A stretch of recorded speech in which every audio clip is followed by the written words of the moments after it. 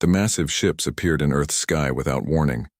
They were dark and shaped like spears, blocking the sunlight as they positioned themselves around the planet. People everywhere stopped and stared up at the strange vessels. Some ran, in fear, while others took pictures with their phones. In Seoul, Major Tai of the International Space Defense Force was the first to get the message from space. He was drinking coffee when his computer screen suddenly changed. The face that appeared wasn't human. It had gray skin, large black eyes, and what looked like plates covering parts of its head. "I am Admiral No of the Drenthali Empire," the alien said in a voice that sounded like metal scraping. "Your planet has been noticed by the Galactic Empire. We rule over 217 species across 3 arms of the galaxy." Major Tay dropped his coffee mug. It shattered on the floor, but he didn't notice. His eyes were fixed on the screen. "Earth will now give tribute to the Empire." Admiral No continued. "You will provide resources, technology, and biological samples. You have 30 days to prepare these items. If you fail, we will take what we want by force." The message played on every screen across the world at the same time. Panic spread quickly. In New York, crowds filled the streets. In London, people rushed to stores to buy supplies.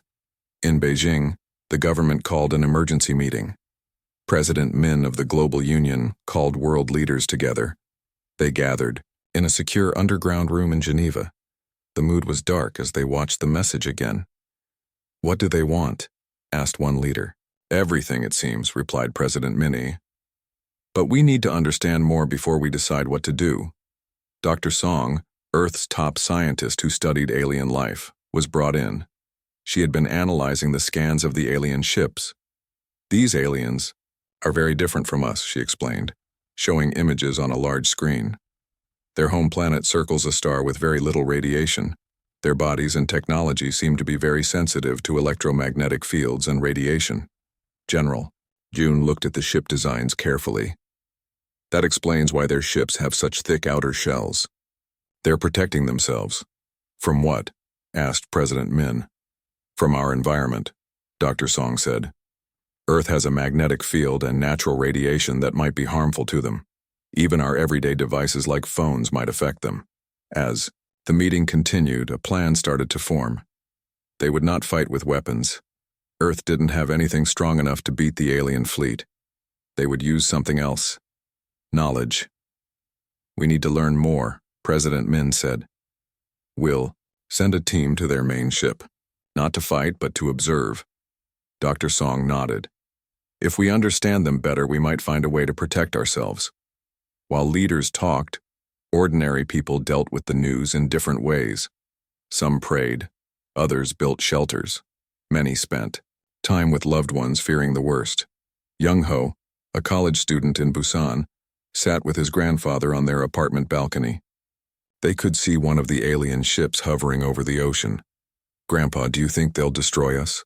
Young Ho asked. His grandfather was calm. "Many times in our history, people have faced terrible dangers. Each time we found a way to survive." "But these are aliens with advanced technology," Young Ho said. "Yes, but they don't know humans very well." His grandfather replied with a small smile. "We are very good at surprising those who underestimate us. In labs around the world, scientists worked day and night. They studied the alien message and the little data they had about the ships. They found something interesting. When Earth's satellites sent certain signals, the alien ships moved slightly, as if uncomfortable. Dr. Song brought this finding to the Emergency Council. "I think they're sensitive to our communications technology. Our radio waves, our satellite signals, things we use every day might be uncomfortable or even painful for them." President Min thought for a moment. "So while they have better ships and weapons, they might have a weakness we can use?" "Exactly," Dr. Song said. "We need to test this idea. I want to lead a team to their ship." It was a dangerous plan, but they had no better options. They prepared a small ship to meet with the aliens. Dr. Song would lead the mission, along with General June and a small team of experts.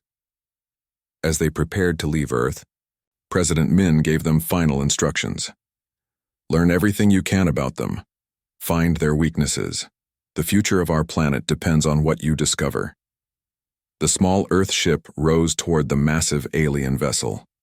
Inside, Dr. Song looked at her team. "Remember, we're not going to fight, we're going to learn." As their ship approached the alien flagship, a message came through.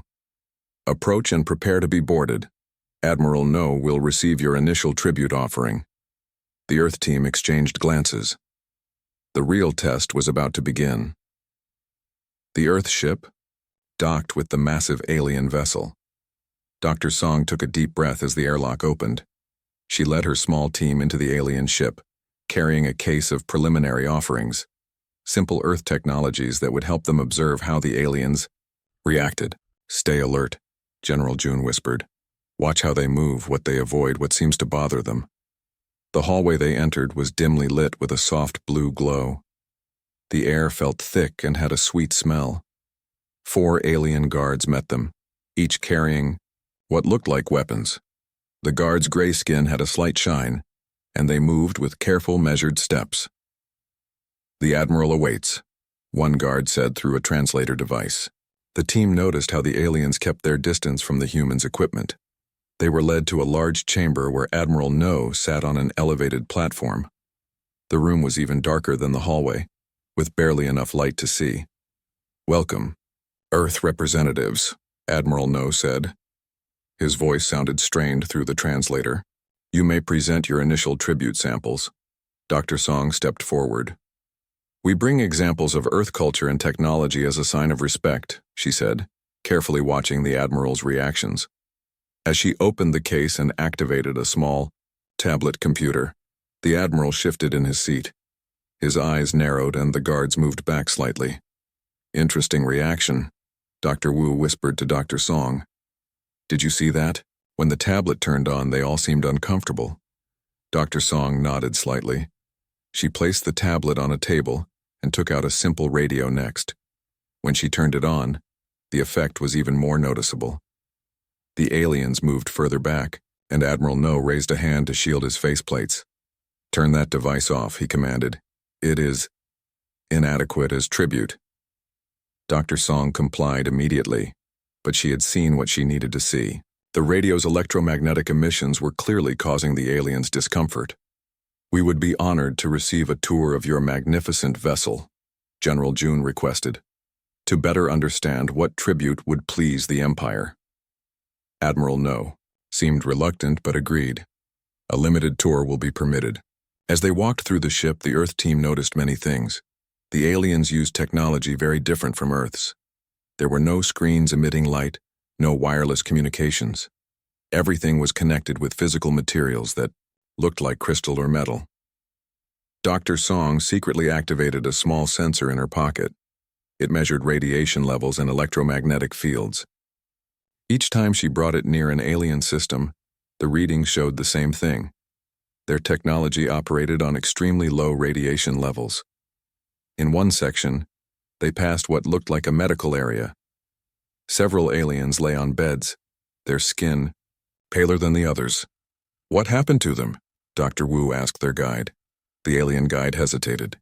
"They were exposed to your planet's outer atmosphere during initial scans. The recovery process is difficult." General June and Dr. Song exchanged meaningful glances. Earth's natural radiation was harmful to these beings. Near the end of the tour, they were shown the ship's control center. Here, every surface was covered with thick shielding. The few aliens working there wore additional protective gear. "Your ships are impressive," General June said. "How many worlds has the Empire visited?" 217 species across 3 galactic arms serve the Empire, their guide replied with pride. "None have resisted successfully." "And what happens to those who try to resist?" Dr. Song asked. "Pacification," the guide said simply. "Their worlds are remade to serve Empire needs." The tour ended, and they were returned to Admiral No's chamber.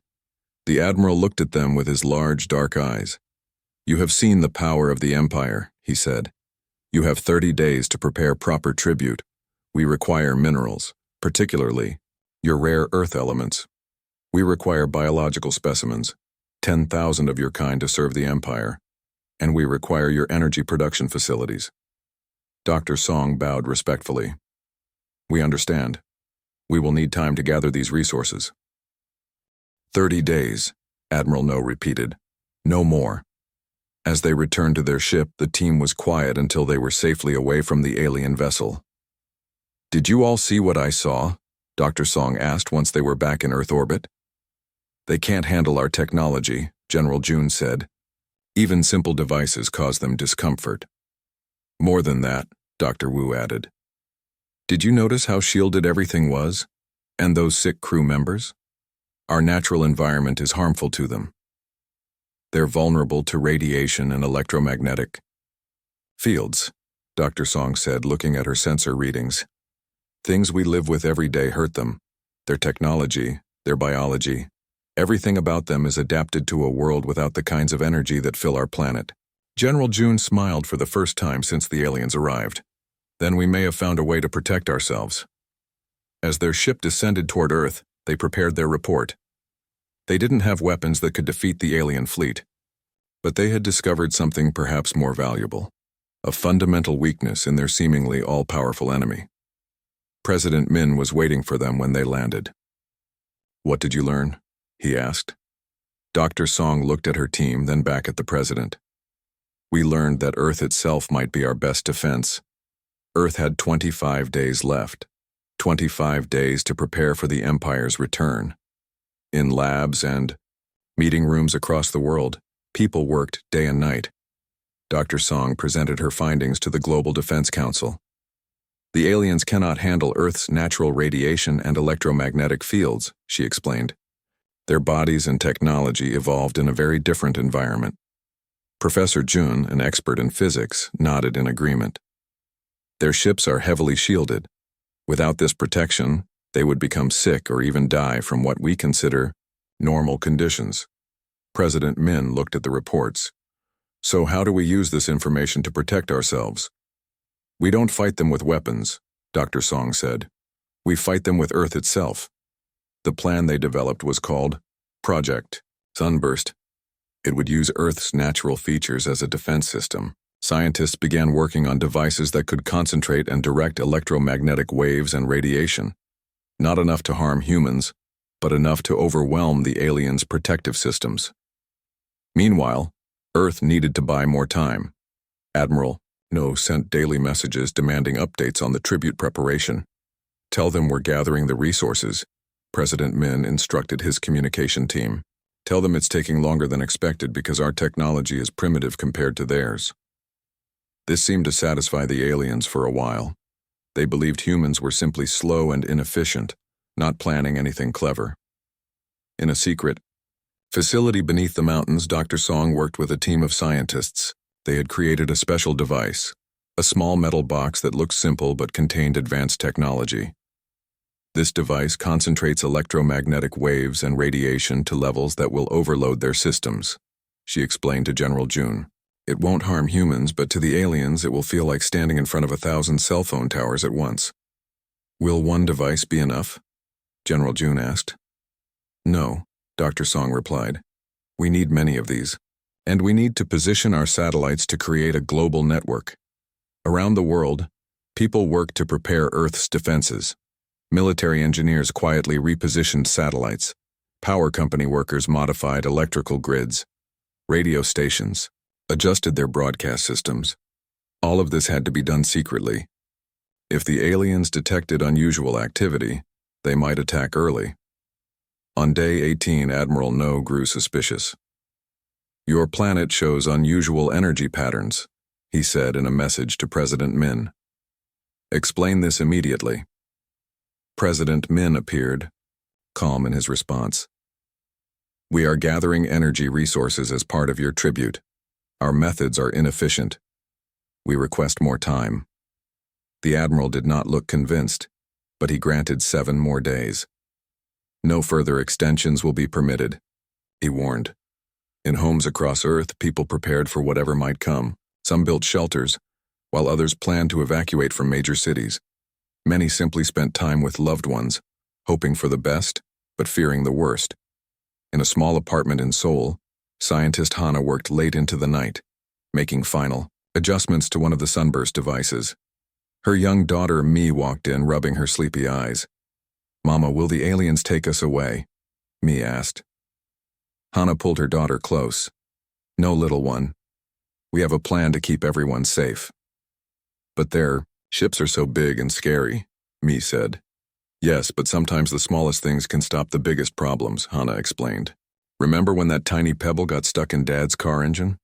The whole car stopped working. Sometimes big things have simple weaknesses." Mi seemed to understand.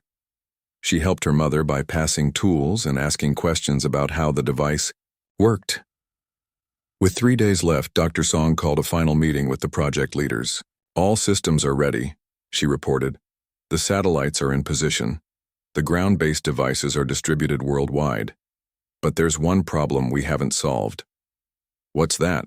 asked President Min. "How do we get our main device onto the HFY Admiral's ship?" Dr. Song said.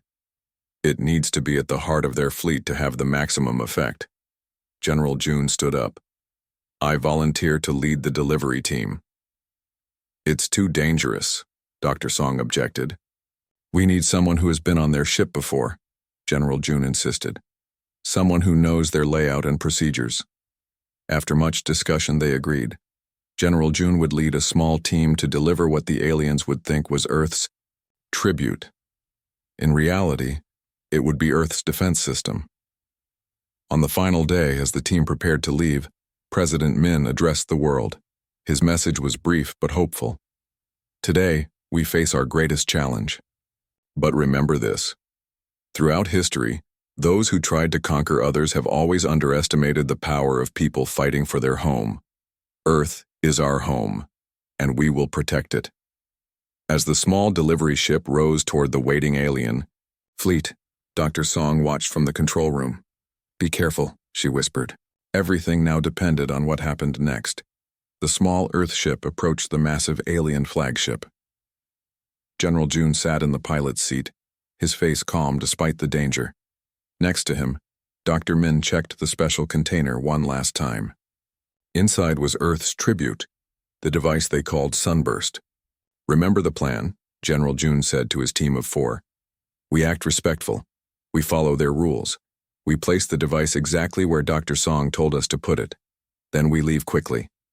Their ship entered the alien hangar bay. Through the windows, they could see dozens of Drenthali soldiers waiting. The aliens stood in perfect rows, their armor gleaming under the dim blue lights. "They're expecting a real tribute," whispered Sue, the team's engineer. "They'll be angry when they discover the truth." "By then it will be too late," General June replied. "Is everyone ready?" The team nodded. They had trained for this moment for days. They knew exactly what to do and say. Each wore a small protective device hidden under their clothes that would shield them from Sunburst's effects. The ship's door opened. General June led his team down the ramp carrying the tribute container.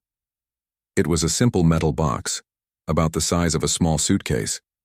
The aliens had scanned it already and found nothing. Dangerous, no weapons, no explosives. They couldn't detect its true purpose. Admiral No himself waited at the bottom of the ramp. He looked even more intimidating than before, his tall frame covered in ceremonial armor. "You bring the first part of Earth's tribute?" the Admiral asked. "General," June bowed deeply. "Yes, Admiral. We bring samples of Earth's most valuable resources for your inspection." The Admiral seemed pleased. He led them through the ship to a large chamber filled with other alien officials. This room was bigger than the one they had seen on their first visit. Perfect for their plan. "Place your tribute there."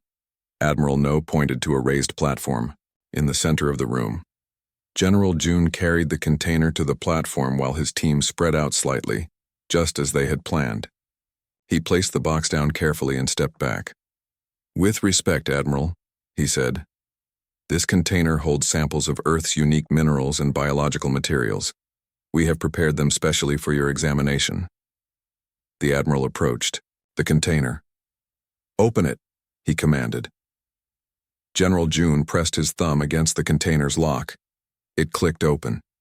Inside, nestled in black foam, were several small rock samples, vials of water, and what looked like simple electronic devices. "These are merely samples?" the Admiral asked, sounding disappointed. Yes, Admiral, General June replied. The full tribute is being prepared. These samples represent Earth's distinctive features. The Admiral leaned closer to examine the contents. He reached out to touch one of the small devices. That one is particularly interesting, General June said casually. It demonstrates Earth's natural electromagnetic field properties. As the Admiral touched the device, Sue pressed a hidden button on her wrist. The sunburst activated. At first, nothing seemed to happen. Then Admiral No jerked his hand back as if burned. He made a high-pitched sound that their translators couldn't process. What is this? He demanded, his voice distorted. Just a sample of Earth's natural environment, General June said, moving slowly toward the exit. Nothing harmful to humans. The Admiral's body began to tremble.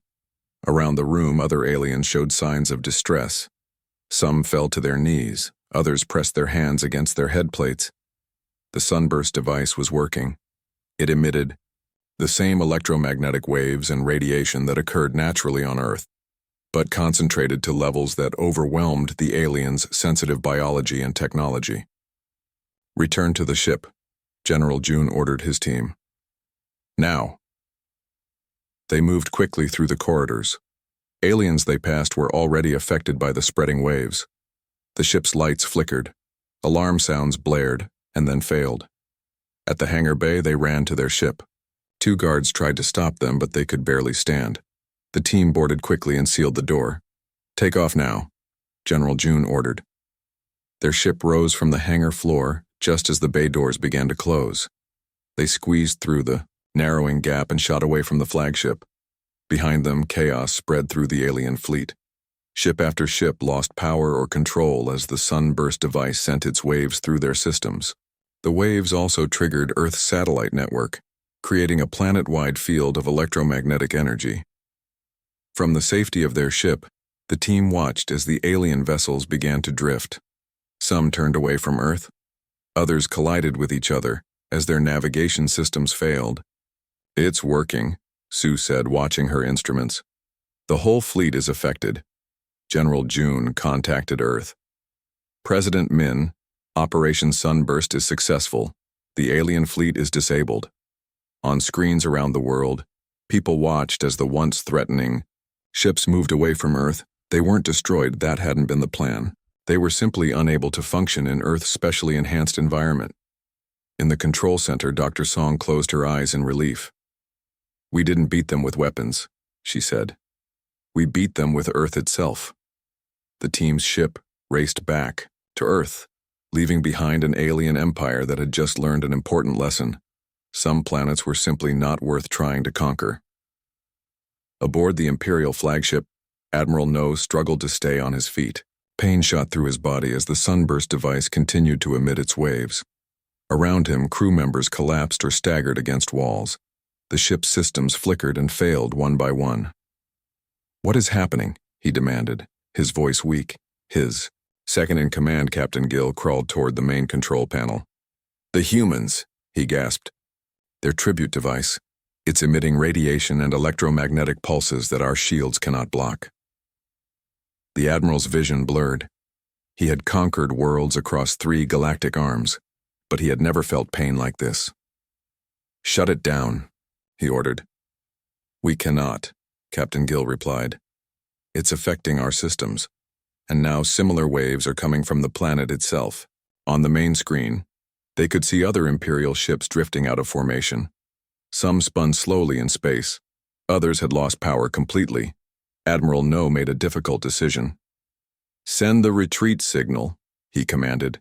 But Admiral, the Emperor, send it now, the Admiral shouted, before we lose all communication ability. The signal went out to all Imperial ships. Immediate retreat. The waves spreading from Earth had created a zone that no Drenthali could survive for long. Already, crew members were falling unconscious or worse. Back on Earth, people celebrated as they watched the alien ships slowly turn away from their planet. In the command center, Dr. Song and President Min monitored the situation. They're leaving, Dr. Song said, barely able to believe it. The Sunburst Network is pushing them back. President Min nodded. Not just pushing them back, teaching them a lesson. Earth is not a planet that can be conquered easily. The Earth team that had delivered the sunburst device returned safely. They were welcomed as heroes.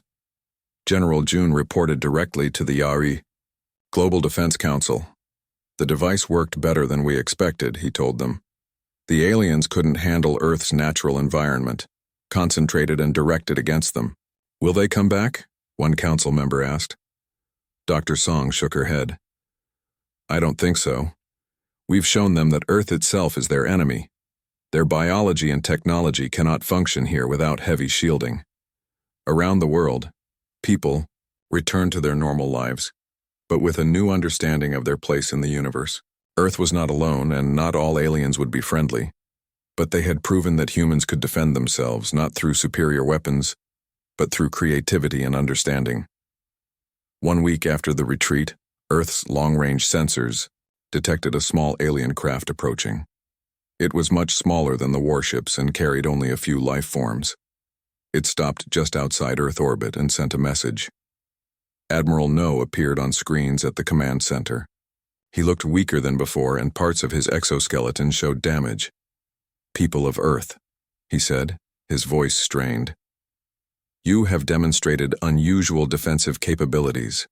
The Empire acknowledges your right to remain independent. President Min stepped forward to respond. We never wanted conflict, Admiral. We simply protected our home. Your home, the Admiral replied, is uniquely hostile to our kind. I have classified Earth as Hazard Class Omega in the Imperial database. No Imperial ships will approach your system again. We are open to peaceful communication in the future, President Min offered. Perhaps in ways that do not put your people at risk. The Admiral seemed to consider this. Perhaps. But know this.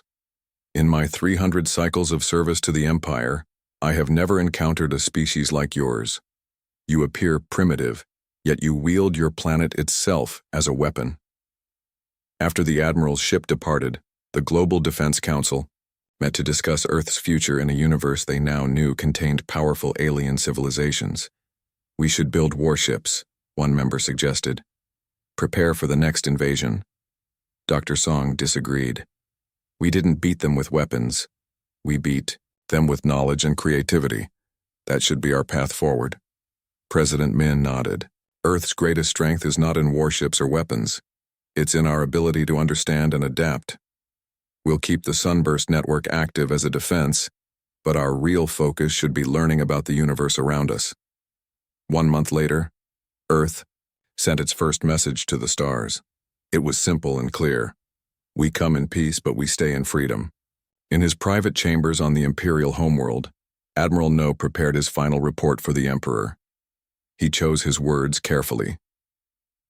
Earth is unsuitable for conquest, he wrote. Its natural environment is lethal to our kind. But more importantly, its inhabitants possess a dangerous quality. They understand their strengths and our weaknesses. They are not the most advanced species we have encountered, but they may be the most dangerous. Not despite their apparent primitiveness, but because of it. As he finished his report, Admiral No looked out at the distant stars. For the first time in his long career, he had retreated, but in doing so, he had learned something valuable. Sometimes the most peaceful-looking worlds held the greatest surprises. Retry Claude can make mistakes. Please double-check responses.